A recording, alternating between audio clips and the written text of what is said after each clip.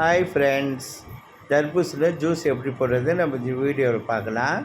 எந்த பக்கம் திரும்பினாலுமே ஃபேமஸாக இப்போது தர்பூசணி சீசன்ன்றால தர்பூசணி விளையுது. நாங்கள் ஒன்று வாங்கினோம், அது பீஸ் போட்டு பாதி சாப்பிட்டோம். பாதி என்ன பண்ணுறதுன்னு யோசித்தோம். புதுசாக ஒரு ஜூஸ் போடுறோன்ட்டு இதே மாதிரி பாதியில் குழிக்கண்டியில் வெறும் சதையை மட்டும் நாங்கள் தனித்தனியாக பேர்த்து எடுத்தோம்.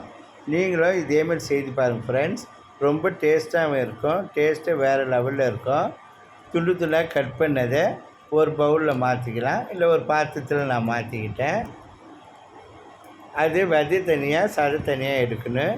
நம்மளுக்கு நீர் மட்டும் வேண்டாக்கா, நம்ம அழகாக தண்ணி மட்டும் வேண்டாம் எடுக்கணுண்டாக்கா நம்ம எடுத்துக்கலாம். இதே மாதிரி பெரிய சதையை மட்டும் எடுத்துக்குவோம். எடுத்துகிட்டு உருளைக்கிழங்கு மசிதால் இதே மாதிரி தர்பூசணியை மசிவோம். இதே மாதிரி தண்ணியாக ஆகிடும். வடிகட்டால் வடிகட்டிடலாம். தண்ணிக்கிண்ணி எதுவுமே தேவையில்லைங்க. வாட்டர்மெலன் அவ்வளோ டேஸ்ட்டுங்க.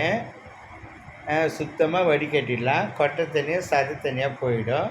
நம்ம சாலை தனியாக பிரித்து எடுத்துடலாம். தனியாக பிரித்து எடுத்துகிற பாருங்கள். ஒரு கலக்குங்க. சர்க்கரை தேவையான அளவு சேர்த்துக்குவோம்.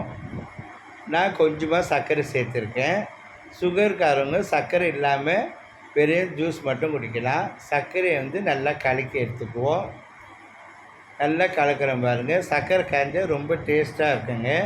டேஸ்ட்டு வேறு லெவலில் இருக்கும். நல்லா கலக்கியாச்சு.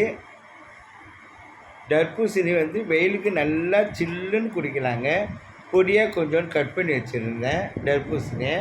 மேலேயே இதையும் சேர்த்துக்குவோம். ஜூஸ் குடிக்குள்ளே இது வாயில் மென்று சாப்பிட அவ்வளோ டேஸ்ட்டாக இருக்குங்க.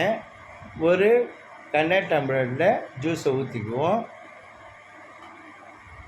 சாப்பிடுங்க. ரொம்ப டேஸ்ட்டாக வெயிலுக்கு இதமாக இருக்குங்க. இதே மாதிரி நீங்கள் ஜூஸ் செய்து பாருங்கள். ரொம்ப டேஸ்ட்டாக இருக்கும். டேஸ்ட்டு வேறு லெவலில் இருக்கும். நான் ஒரு கண்ணாடி டம்ளரில் ஊற்றிட்டேன் பாருங்கள். இப்போ டேஸ்ட் பண்ணுறேன். சான்ஸே இல்லைங்க. வேறு லெவலுங்க இந்த டேஸ்ட்டு. கொட்டையை நாங்கள் இதை வெயிலில் காய வச்சு சும்மா இருக்கிற நேரத்தில் கொறிச்சி சாப்பிடுவோம். அவ்வளோ டேஸ்ட்டாக இருக்கும். தேங்க்யூ.